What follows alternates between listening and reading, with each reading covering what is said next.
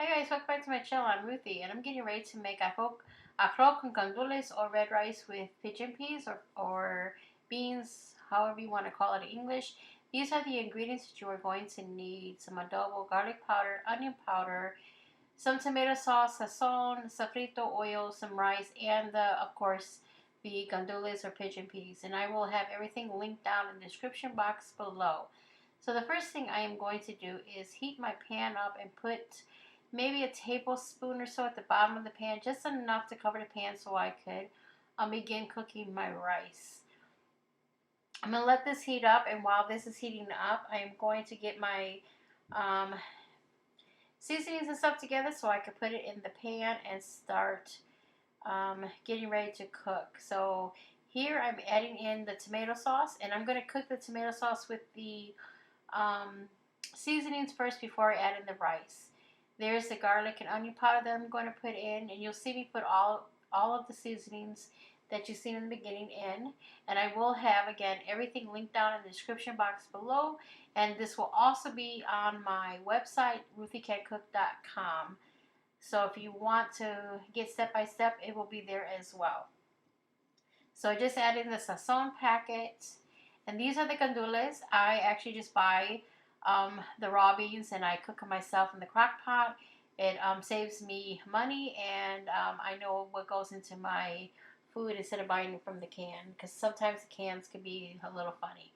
But it does save a lot of money for me, so I get more for my money out of making it myself than to buy it by the can. And then I'm putting in my safrito, and I do have a video on how to make safrito, or my safrito. It is it is the same as how everybody else does it. There could be different variations. Some might add tomato sauce. I don't, but this is really, really good safrito. So there is a video, and it's also on my website, ruthiecancook.com as well.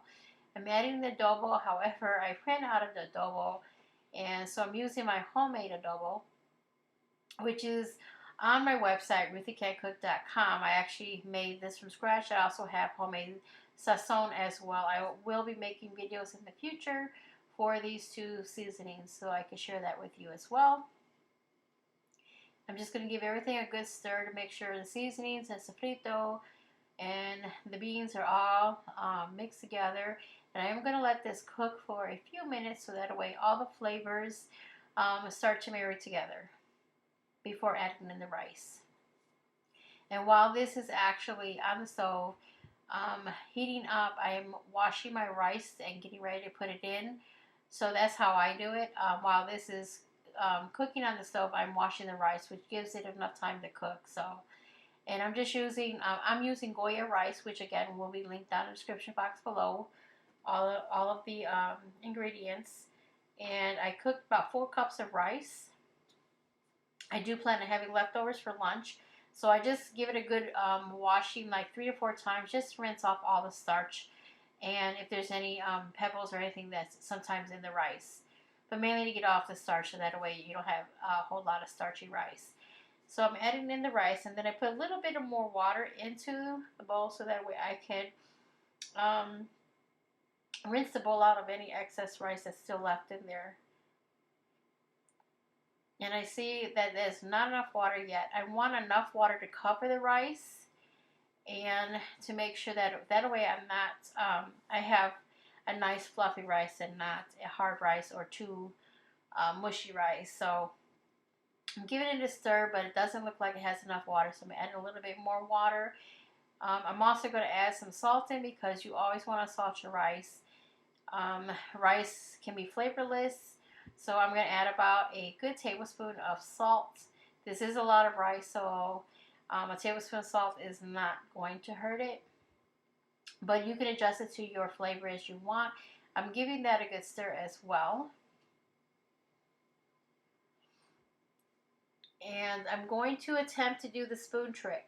Now, I've seen this on Sweets and Beyond. She does this trick where if the spoon stands up in the middle, it will, you could tell if you have the correct ratio between water and rice. So I can see my spoon was not doing that, so I'm adding a little bit more water, and it does work. I do use this method I don't do it every single time, but I do use this method and it does work. As you see, it does work. And I've never had a problem with my rice once I get the spoon standing up. So thank you, Sweets and Beyond. So I'm giving this as a mix. And I did forget an ingredient, which I should be adding in shortly, which is the green olives. There you go. My daughter actually reminded me that I forgot to put the green olives in. This actually is optional. You do not have to, but it does add an extra flavor to the rice. This is how I know how to make the rice. So in my household, we add the green olives. Give it a good stir. I'm going to let this cook until the water has absorbed, which is just like this. So now once all the water has evaporated, I'm going to lower the heat down to low, and then I'm going to put the lid on it and let this cook for a good 45 minutes until the rice is actually done, and occasionally going in and stirring the rice so that way it doesn't get all clumpy. And you want to do that maybe every 15 to 20 minutes. Just go and give it a good stir. When I was cooking before I added in the rice with the seasonings, I had that on a medium high. And I don't know if I mentioned that, but that was on a medium high, and now it's on a medium, or it's on a low.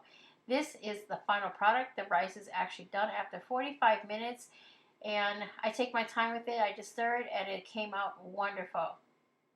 We are actually serving this with some butterfly chops, and I put the chops in the air fryer instead of frying it in oil, and they came out great. I thank you so much for stopping by and watching the video. If you like this video, give me a thumbs up. Any questions, leave in the comments below, and I will talk to you next time.